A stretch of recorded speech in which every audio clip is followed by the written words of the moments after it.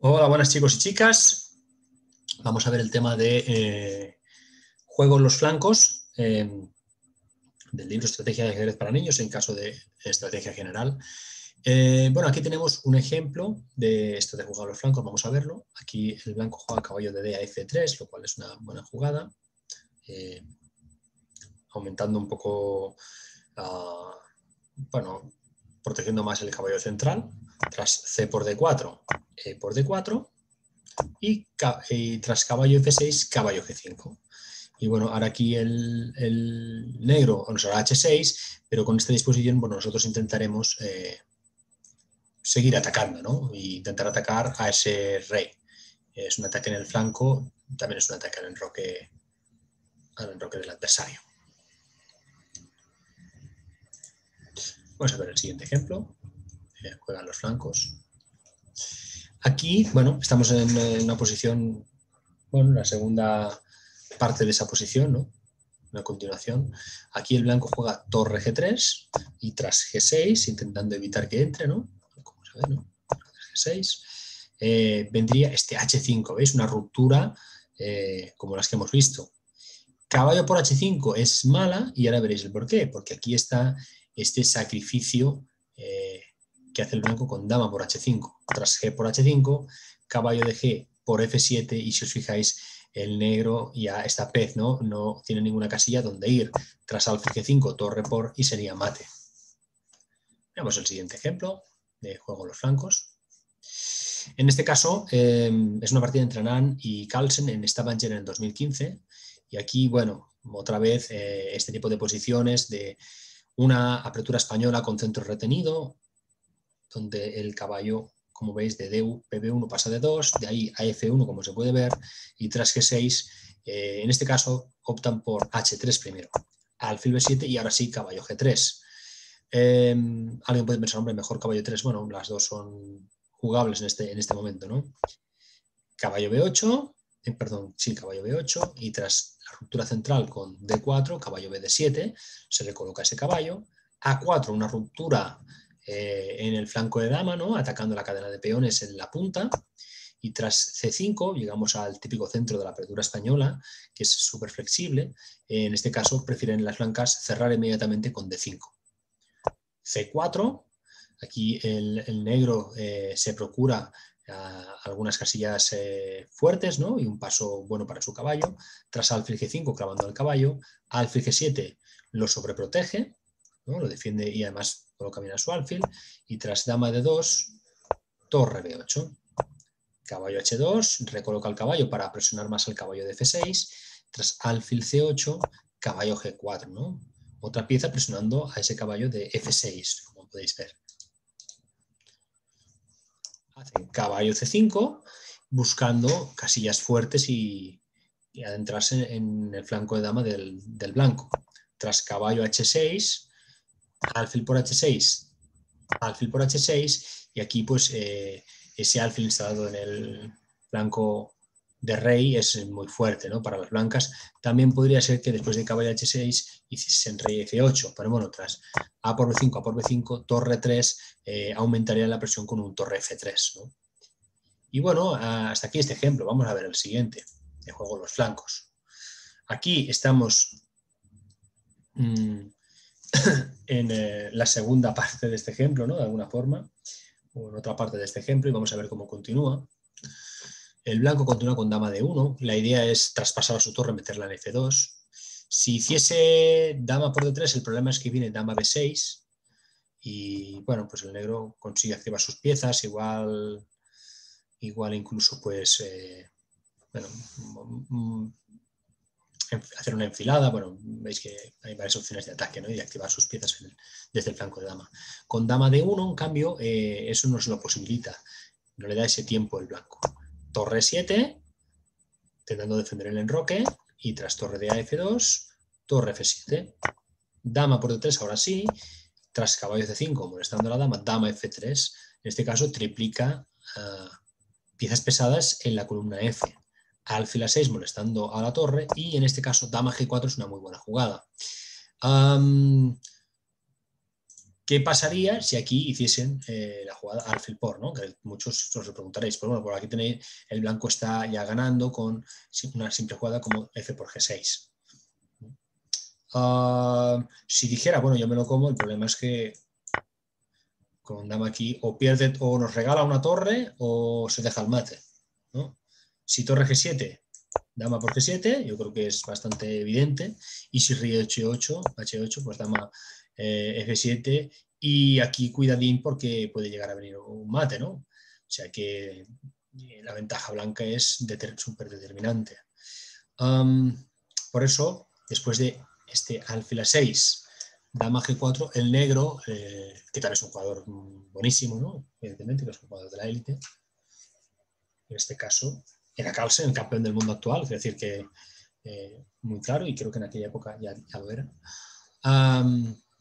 Juega g5. Onan también fue campeón del mundo con anterioridad. Hace h4, rompiendo esa defensa, y tras alfil por f1, ahora torre por f1, y tras dama d7, h por g5, f por g5, alfil por g5, mejor que con dama, y rey h8, ¿no? Y aquí dice que tras dama h4 del blanco, pues trae aquí el resto del ejército, que suele decir, ¿no? Poco, la ventaja es muy clara, ¿no? Es casi decisiva ya, por decirlo de alguna manera. Difícilmente el negro conseguiría aquí igualar la partida, ya no digo ganar, simplemente igualarla ya sería bastante imposible. ¿Cómo podría seguir? Pues mirad, ante por ejemplo un torre G8 que ponen aquí, pues se podían proponer, por ejemplo, hacer torre B1 o torre F3 o rey H2 también, ¿no? Tiene varias jugadas que pueden permitirle continuar atacando, ¿no? Y de forma contundente, de cualquier forma, ¿no? Pese a tener una calidad de menos. Pero bueno, aparte de la calidad, habría que contar que el negro tiene 4 peones y el blanco tiene 6 peones. O sea, 2 peones más, queda más que compensada la calidad. A nivel material y a nivel posicional, pues clarísimamente. Aquí indican el módulo un torre B1, de momento, ¿no? Torre B1, que podría ser buena, pero bueno, da casi todas las líneas da ventaja muy clara. Vamos a ir también a explicar en este momento el tema de mayoría de peones. Me interesa alternarlo porque las mayorías creo que también es interesante en el momento de plantearse un juego en el flanco, ¿no? En este caso, bueno, pues se ve que el blanco tiene mayoría en el flanco de dama, porque tiene 3 peones contra 2 del negro. Ya sabéis que es el flanco de dama porque es donde está la dama, es el lado de la dama. Y el negro tiene mayoría en el flanco de rey con 4 peones contra 3 por parte del blanco, ¿no? Una posición muy típica que se ha dado en muchísimas partidas. Vamos a ver otro ejemplo de mayoría de peones. Aquí se ve de cara en un final, ¿no? La estructura que acabamos de ver. ¿Qué querrá el blanco? Primero, avanzar su peón candidato, ¿no? Igual que el negro querrá avanzar su peón candidato. Y eso nos dará conseguir algún peón pasado. Aquí tenemos con reyes, pues mirad, en una posición como esta, proveniente perfectamente de una española del cambio, donde la mayoría del negro no es útil porque estos 4 peones, si el blanco avanza estos 2, no van a conseguir por sí mismos ningún tipo de peón pasado. Entonces el blanco, sin embargo, sí que tiene la opción, con sus 4 peones, de avanzando primero el candidato, conseguir un peón pasado que sea determinante para la posición. C3, D5 y A3 pararía el flanco de dama. Y por su parte, claro, si hicieran C4, si hicieran C5, podríamos hacer B3 y tras B5 hacer A4, ¿vale? Sobre todo, quedaos que sea una formación en V, ¿eh? Es bastante importante en este sentido, porque tanto una como otra hacen que el negro, haga lo que haga, no puede progresar. Si toma en C4, tomamos y no pueden progresar. Y si toman en A4, de la misma forma, no pueden progresar, ¿no? Yo creo que se ve bastante claro. Veamos otro ejemplo de mayoría de peones. Aquí se ve en una posición perfectamente de española del cambio. Es una partida entre Berlinski y Alekhine en San Petersburgo en 1909. Y aquí Alekhine ya empezó a poner en marcha una idea buenísima que hace que que quiebra un poco la idea del blanco con C4. Es una maravilla, es un sacrificio posicional de peón. Yo creo que aquí es más puramente que en otros casos, ¿no? Y bueno, esto luego mucha otra gente lo ha desarrollado, esta misma idea de Alekhine, os digo, un gran artista y un genio. Tras B por C4, enroque largo. Y aquí el negro, pese a que ya no tiene esa mayoría, pues consigue ventaja. Bueno, aquí probablemente no sea español del cambio porque no está hecho de 5. Pero bueno, esta misma idea él la produce jugando con negras en la española del cambio. Por eso yo lo siento, pero lo he recordado y lo hace incluso en situaciones en las que no tiene un peón de más. Mayoría de peones. Yates contra Alekhine. Otra vez, ¿no? Este jugador bastante crack. Aquí el negro hace torre de 8, domina la columna inmediatamente que le dejan, y tras G3 por parte del blanco, rey F7, C5, parece que el blanco tiene cierta ventaja, primero porque es una mayoría con menos cantidad de peones, y luego porque sus peones están más avanzados, ¿no? Están ya en la quinta columna, y bueno, parece que... Y el rey defensor está un poquito más alejado, pero bueno, viene este rey F6, como os digo, este rey F6, y todas las piezas negras son más activas que las blancas, ¿no?